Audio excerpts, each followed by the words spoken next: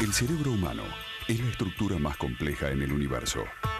Un mecanismo tan rico que nos permite abordar desde pequeños problemas como completar un crucigrama hasta resolver complejas mediciones que hacen que un puente por donde debe pasar un tren no se desplome. Ese cerebro que piensa problemas matemáticos y operaciones económicas es el mismo que nos hace amar u odiar, sentirnos dichosos algunas veces y llorar de pena en otras. Recordar alguna travesura de nuestra infancia y proyectar un futuro para nosotros y para nuestros seres queridos.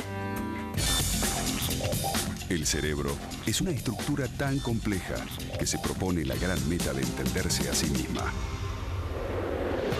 A lo largo de estos programas, afrontaremos el desafío de conocer aún más de aquel organismo cuyas funciones complejas son necesarias en todo momento de la vida.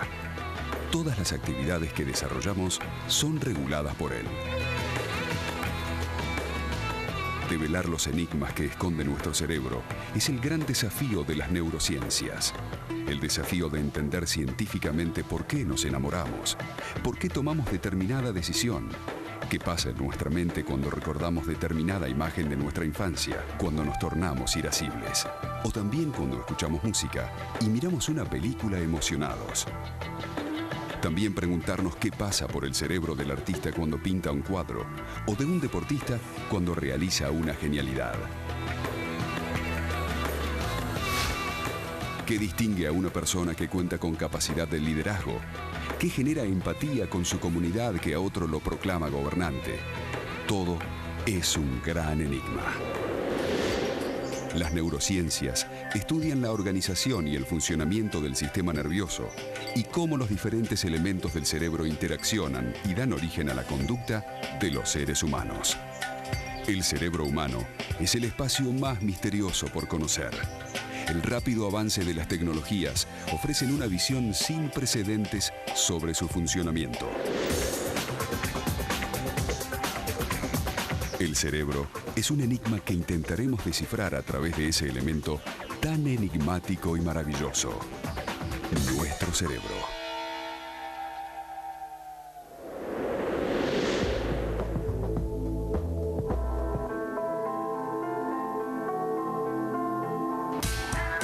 Facundo Manes es médico neurólogo argentino y profesor universitario de reconocido prestigio internacional como investigador sobre el funcionamiento del cerebro humano. Se formó originalmente en la Universidad de Buenos Aires y continuó sus estudios en los Estados Unidos, en el Massachusetts General Hospital en Boston y en la Universidad de Iowa, y luego en Inglaterra en la Universidad de Cambridge. Fue fundador y actualmente dirige el Instituto de Neurología Cognitiva INECO y el Instituto de Neurociencias de la Fundación Favaloro.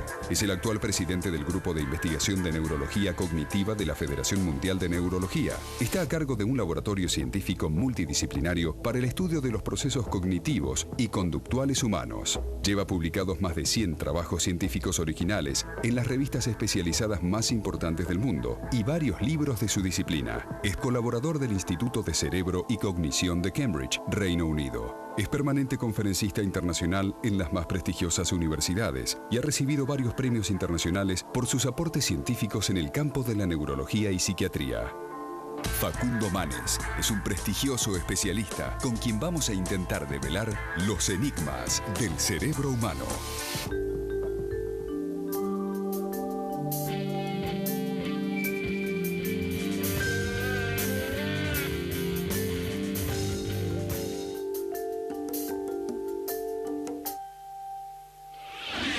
Bienvenidos a los enigmas del cerebro. En este programa haremos un viaje juntos a través del objeto más complejo del universo, el cerebro humano. El cerebro humano contiene más neuronas que estrellas en la galaxia. Dicta toda nuestra actividad mental, desde procesos inconscientes como respirar hasta los dilemas morales más complejos. Por miles de años, la civilización se ha preguntado sobre el origen del conocimiento, de la memoria, de la conciencia, del libre albedrío. Esto básicamente ha sido abordado por filósofos, líderes religiosos y científicos. En los últimos años, las neurociencias, gracias a las nuevas tecnologías, nos dan una perspectiva sobre el funcionamiento del cerebro humano y sobre las respuestas a estas preguntas. Hemos aprendido más sobre el funcionamiento del cerebro humano en las últimas 2 décadas que en toda la historia de la humanidad. Uno de los mayores descubrimientos es que el cerebro humano no es estático, es plástico y genera neuronas hasta el último día de nuestras vidas. Por eso estoy seguro que a través de estos programas y cuando finalicemos la serie, su cerebro y el mío serán diferentes.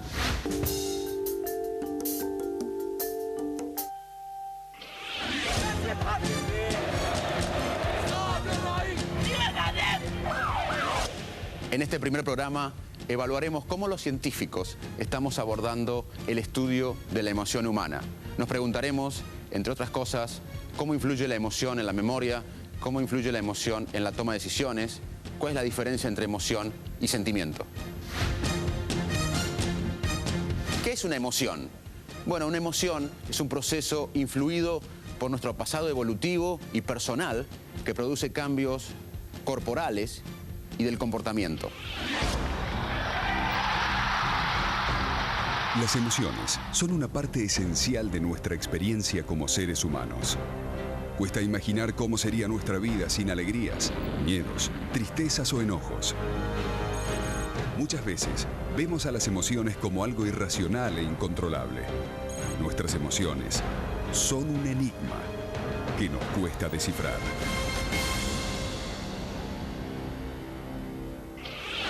El estudio moderno de la emoción empezó con Darwin.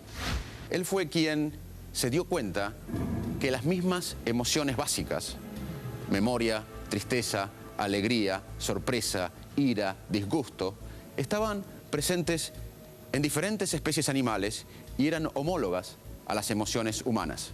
Años más tarde, Paul Ekman, un psicólogo americano, hizo contribuciones trascendentes al estudio de la emoción humana. Siguiendo la teoría de Darwin, Ekman se dio cuenta que ese set de emociones básicas estaban presentes en todas las culturas del mundo.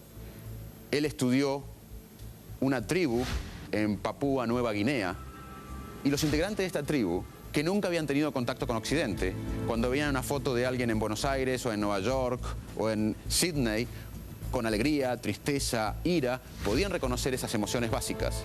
Y no solo eso, cuando Ekman le preguntaba o le pedía que representen esas emociones, ellos podían naturalmente representar las emociones.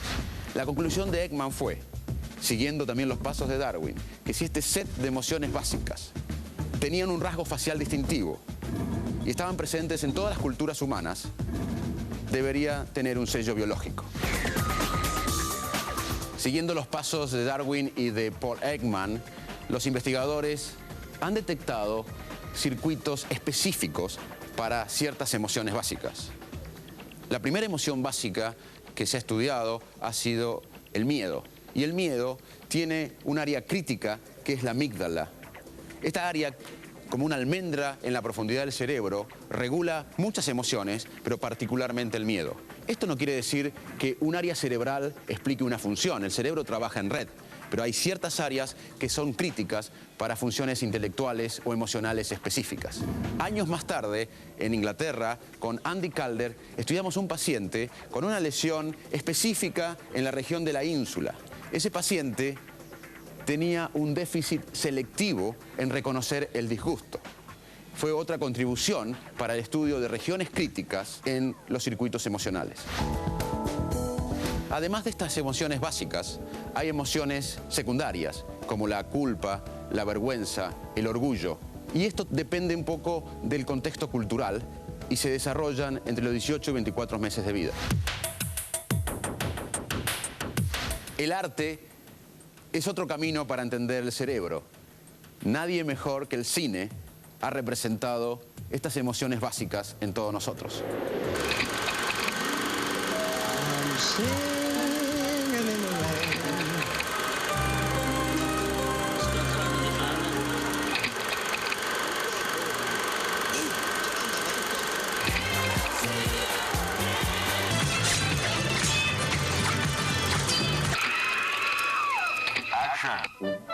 El cine es un espejo que permite observarnos y ver reflejadas las emociones más intensas a través de las escenas de la pantalla que quedaron grabadas a fuego en nuestra retina. En la Dolce Vita, con Marcello Mastroianni y Anita Ekberg, bañándose en la Fontana di Trevi. La ternura del histórico Charles Chaplin y el pequeño niño abandonado que quiere como hijo. La furia en la célebre Gilda, cuando el personaje de Rita Hayworth pelea con un oscuro esposo. El miedo de la pobre pasajera del hotel en psicosis, cuando el desconocido descorre la cortina del baño y levanta el cuchillo. Y la pena en el legendario final de Casablanca, cuando los enamorados deben separarse y se despiden. Y la alegría en Cantando bajo la lluvia, con la música en los pies del gran Gene Kelly. El cine y la vida siempre van de la mano. Tan imposible pensar la vida sin emoción como pensar hoy la vida sin cine. O pensar el cine sin vida, el cine sin emoción. Uno de los principales desafíos científicos de nuestra época es entender el cerebro humano. Uno de los principales actores en esta empresa es el profesor Joseph Ledoux, de la Universidad de Nueva York. Él ha sido pionero en el estudio de la emoción en animales y en los humanos. En este programa tenemos el privilegio de tener una entrevista con este distinguido colega desde su laboratorio de Nueva York. Why emotions are important? Well, in many ways, we are our emotions. Our pleasures in life, our fears, our hopes, our dreams, everything important to us involves our emotions. So it's very important that we understand how these passions in us work. The ancient Greeks called emotions passions, and to this day, we still think sometimes of our emotions as tying us to our animal ancestors, which they do. We have hunger and fear and sex drives and so forth. But at the same time, the emotions are also what make us unique in the animal kingdom, what makes us human. So emotions are really everything. They are what tie us to our past as a species, but also what make us unique as a species. So they're very important that we understand how they work. Among all emotions, why is fear particularly relevant? Well, there's, any other emotional state besides fear can be postponed. So you can put off the pleasure of eating, the pleasure of sex, the pleasure of a nice bottle of wine. All of those things can be postponed until the appropriate time. But you can't ever postpone a situation where you're in danger. You have to respond to danger immediately, or there won't be anything else to respond to. So fear always pretty much trumps every other emotion. People do all sorts of risky things in terms of sexual behavior. They are aware of the possibility of getting AIDS, but yet they do things that might expose them to AIDS or other kinds of sexual diseases. So even though fear is dominant, there are other emotions that can come into play and override it from time to time. How is your view about how emotions influence human decision-making? Decision-making is a complex topic. We make some decisions through rational thought. We evaluate all the consequences. But oftentimes we make decisions unconsciously, and our brain makes decisions for us, and emotions will also play a contributing role there as well. So we may decide to perform some behavior, not because we've decided that that's the best thing to do, but because we're pulled in that direction by incentives and other kinds of emotional stimuli that work unconsciously and that set our brain into a state where different kinds of priorities are altered by the emotional arousal that's present. So one thing emotion and motivation do is they change priorities in the brain. They can raise the threshold for some priorities, lower the threshold for others. As you know well from your research in decision making, it's a very complicated process, and sometimes we oversimplify it by just simply calling it decision making.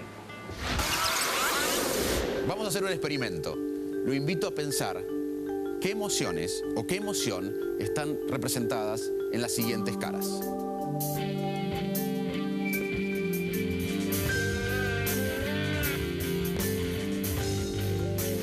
En el próximo bloque revelaremos estas emociones.